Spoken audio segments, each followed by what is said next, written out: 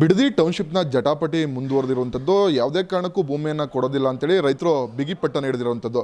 ಈ ನಡುವೆ ರೈತರ ಹೋರಾಟಕ್ಕೆ JDS ಪಕ್ಷ ಕೂಡ ಬೆಂಬಲವನ್ನು ನೀಡಿರುವಂಥದ್ದು. ಆ ನಿಟ್ಟಿನಲ್ಲಿ ಇದೇ 21ರ ಬೆಳಗ್ಗೆ ಪ್ರತಿ ಹಳ್ಳಿಗೂ ಕೂಡ ಪಾದಯಾತ್ರೆಯನ್ನು ಮಾಡುವ ನಿಟ್ಟಿನಲ್ಲಿ ಹೋರಾಟದ ರೂಪುರೇಷೆಗಳನ್ನ ಸಿದ್ಧ ಮಾಡ್ಕೊಂಡಿರುವಂಥದ್ದು. ಸದ್ಯ ಬಗ್ಗೆ ಮಾತಾಡಲಿಕ್ಕೆ ಮಾಗಡಿಯ ಮಾಜಿ ಶಾಸಕರಂತ ಎ ಮಂಜುನಾಥ್ ಅವರು ನಮ್ಮ ಜೊತೆ ಇದ್ದಾರೆ. ಅವ್ರನ್ನೇ ಮಾತಾಡ್ಸೋಣ. ಸರ್, ರೈತರ ಹೋರಾಟಕ್ಕೆ ನೀವು ಕೂಡ ಬೆಂಬಲವನ್ನು ಕೊಟ್ಟಿದ್ದೀರಿ, ಪಾದಯಾತ್ರೆ ಮಾಡ್ತಿದ್ರಿ, ಯಾವ ರೀತಿ ಇದೆ ಸರ್ ಸಿದ್ಧತೆ ಅಂತೇಳಿ?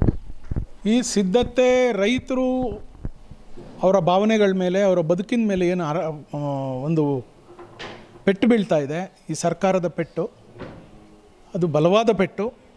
ಅವರ ಭಾವನೆಗಳಿಗೆ ಧಕ್ಕೆ ಆಗಬಾರ್ದು, ಅವ್ರ ಬದುಕಿಗೆ ಧಕ್ಕೆ ಆಗಬಾರ್ದು, ಅವ್ರಿಗೆ ಆತ್ಮಸ್ಥೈರ್ಯವನ್ನು ತುಂಬಬೇಕು ಅನ್ನುವಂಥ ನಿಟ್ಟಿನಲ್ಲಿ ನಾವು ಈ ಯೋಜನೆಯನ್ನು ಹಾಕ್ಕೊಂಡಿದ್ದೇವೆ. ಈ ಪಾದಯಾತ್ರೆ ಉದ್ದೇಶ ಅವ್ರಿಗೆ ಆತ್ಮಸ್ಥೈರ್ಯವನ್ನು ತುಂಬುವಂಥದ್ದು, ಅವ್ರಿಗೆ ಕಾನ್ಫಿಡೆನ್ಸನ್ನು ಹೆಚ್ಚಿಗೆ ಮಾಡಬೇಕು. ಏಕೆಂದರೆ ಅವರು ಪ್ಯಾನಿಕ್ ಆಗಿದ್ದಾರೆ ರೈತರುಗಳು. ಸೊ ರೈತರು ಪ್ಯಾನಿಕ್ ಆಗಕ್ಕೆ ಬಿಡಬಾರ್ದು ಅನ್ನೋಂಥ ಉದ್ದೇಶದಿಂದ ಇದನ್ನು ಮಾಡ್ತಾಯಿದ್ದೀವಿ. ಸರಿ, ಅಂದರೆ ಬೆಳಗ್ಗೆ 9 ಗಂಟೆಗೆ ಪಾದಯಾತ್ರೆ ಮಾಡಬೇಕು ಅಂದ್ಕೊಂಡಿದ್ದೀರಾ, ಯಾವೆಲ್ಲ ಗ್ರಾಮಗಳಿಗೆ ಹೋಗ್ತೀರಾ, ಜೊತೆಗೆ ಯಾವೆಲ್ಲ ನಾಯಕರುಗಳು, ಪಕ್ಷದ ನಾಯಕರು ಬರ್ತಾರೆ ಅಂತೇಳಿ? ನಮ್ಮ ಪಕ್ಷದ ಎಲ್ಲ ವರಿಷ್ಠರು ಬರ್ತಿದ್ದಾರೆ. ನಮ್ಮ ಕೋರ್ ಕಮಿಟಿ ಅಧ್ಯಕ್ಷರು, ಪದಾಧಿಕಾರಿಗಳು, ನಮ್ಮ ವಿರೋಧ ಪಕ್ಷದ ನಾಯಕರು ಮತ್ತು ಎಲ್ಲ ಗೌರವಾನ್ವಿತ ಶಾಸಕರುಗಳು, ಮಾಜಿ ಶಾಸಕರುಗಳು, ಮಾಜಿ ಮಂತ್ರಿಗಳು, ನಮ್ಮ ನಿಖಿಲ್ ಕುಮಾರಸ್ವಾಮಿಯವರ ನೇತೃತ್ವದಲ್ಲಿ ನಾವೆಲ್ಲ ಸೇರಿ ಇವತ್ತು ಈ ಪಾದಯಾತ್ರೆಯಲ್ಲಿ ಪಾಲ್ಗೊಂಡು ನಮ್ಮ ಕ್ಷೇತ್ರದ ಪ್ರಮುಖ ಎಲ್ಲ ಮುಖಂಡರುಗಳು, ನಮ್ಮ ಎಲ್ಲ ಘಟಕಗಳ ಅಧ್ಯಕ್ಷರು, ಪದಾಧಿಕಾರಿಗಳು ನಾವೆಲ್ಲರೂ ಸೇರ್ತಾ ಇದ್ದೀವಿ.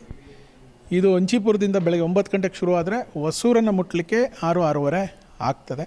ಮಧ್ಯದಲ್ಲಿ ವಿಶ್ರಾಂತಿ ಇದೆ. ಎಲ್ಲ ಗ್ರಾಮಗಳಲ್ಲೂ ಪಾಪ ಅವರೇ ಊಟ ತಿಂಡಿ ವ್ಯವಸ್ಥೆ ಎಲ್ಲ ಮಾಡ್ಕೊಂಡಿದ್ದಾರೆ. ಪ್ರತಿ ಗ್ರಾಮಕ್ಕೆ ಹೋದಾಗ ಎಳ್ನೀರು ಕೊಡ್ತಾರೆ, ಮಜ್ಜಿಗೆ ಕೊಡ್ತಾರೆ, ಕಬ್ಬಿನಾಲು ಕೊಡ್ತಾರೆ, ನಮಗೆ ತಿನ್ನಲಿಕ್ಕೆ ಹಣ್ಣು ಹಂಪಲುಗಳನ್ನು ಕೊಡ್ತಾರೆ, ತರಕಾರಿಗಳನ್ನು ಪ್ರತಿ ಹೆಜ್ಜೆಗೂ ಸೌತೆಕಾಯಿ ಕೊಡ್ತಾರೆ ಅಂಥದ್ದನ್ನು ನಾವು ನೋಡಿದ್ದೇವೆ.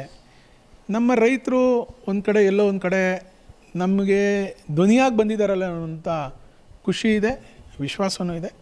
ಸೊ ಈ ನಿಟ್ಟಿನಲ್ಲಿ ಇದು ಯಶಸ್ವಿ ಆಗ್ತದೆ.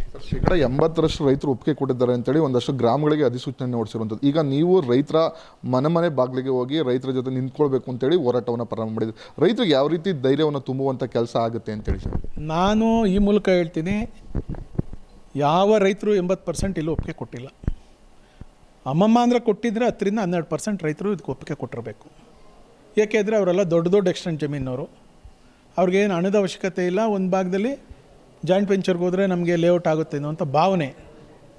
ಆದರೆ ಇವತ್ತು ಕೂಡ ನನ್ನ ರೈತರುಗಳಿಗೆ ಫೈನಲ್ ನೋಟಿಫಿಕೇಷನ್ ಆಗಿರೋ 3 ಊರುಗಳು, ಕೆಂಪೈನಪಾಳ್ಯ, ಮಂಡಳ್ಳಿ ದೊಡ್ಡಿ ಮತ್ತು ಒಡೇರಳ್ಳಿ, ಈ 3 ಗ್ರಾಮದವ್ರಿಗೆ ಹೇಳ್ತೀನಿ, ಕೆಂಪೈನಪಾಳ್ಯದಲ್ಲಿ ಭಾಳಷ್ಟು ಜಮೀನು ಆಸ್ತಿವಂತರಿದ್ದಾರೆ. ನಿಮಗೆ ಇವತ್ತು ಕೂಡ ಕ್ಲಾರಿಟಿ ಇಲ್ಲ, ನಿಮ್ಗೆ ಎಲ್ಲಿ ಜಮೀನು ಕೊಡ್ತಾರೆ, ನಿಮ್ಗೆ ಎಲ್ಲಿ ಸೈಟ್ ಕೊಡ್ತಾರೆ, ನಿಮ್ಮ ಲ್ಯಾಂಡ್ ಶೇರ್ ಎಲ್ಲಿ ಕೊಡ್ತಾರೆ ಅಂತ ಇವತ್ತು ಕೂಡ ಯಾರು DC ಹತ್ರನೂ ಇಲ್ಲ, GBD ಅವ್ರ ಹತ್ರನೂ ಇಲ್ಲ, ಯಾವ ಜನಪ್ರತಿನಿಧಿ ಹತ್ರನೂ ಇಲ್ಲ. ನೀವು ಮೋಸ ಹೋಗಬೇಡಿ, ನೀವು ಯಾವುದೇ ಕಾರಣಕ್ಕೂ ಸಹಿ ಹಾಕಬೇಡಿ. ನೀವು ಒಂದು ಸರಿ ಸಹಿ ಹಾಕಿದ್ರೆ ನಾನಿದ್ದೀನಿ ಹಾಕಿ, GBD ಅಧ್ಯಕ್ಷ ನಾನಿದ್ದೀನಿ ಹಾಕ್ಸಿ, ಮುಖ್ಯಮಂತ್ರಿಗಳು ನಾವಿದ್ದೀವಿ ಹಾಕ್ಸಿ, DC ನಾನಿದ್ದೀನಿ ಹಾಕ್ಸಿ ಅಂದರೆ ನಾಳೆ ಯಾರೂ ಇವ್ರು ಇರೋದಿಲ್ಲ. ನಿಮಗೆ ಕಾಲ ಬದಲಾಗ್ತದೆ. ಇವತ್ತು ನಾನೇ ಆಸ್ಥಾನದಲ್ಲಿದ್ದು ನನ್ನ ನಂಬಿ ನೀವು ಹಾಕಿ ಅಂದಿದ್ರು ನೀವು ಹಾಕ್ಕೊಡು. ಯಾಕೆ ಅಂದರೆ ಹೇಳಿದ್ರೆ ನಾನು ನಾಳೆ ಯಾವ ಪರಿಸ್ಥಿತಿಲಿ ಇರ್ತೀನೋ, ನಾನು ಏನಾಗ್ತೀನೋ, ಯಾವ ಮನುಷ್ಯನ ನಂಬಿಕೆನೇ ಹೊರಟೋಗಿದೆ ಇವಾಗ. ನೀವು ಯಾರನ್ನೂ ನಂಬಿ ನೀವು ನಿಮ್ಮ ಕೈಯನ್ನು ಸುಟ್ಕೊಳ್ಳೋಕ್ಕೆ ಹೋಗಬೇಡಿ ಅಂತೇಳಿ ಮನವಿ ಮಾಡ್ತೀನಿ.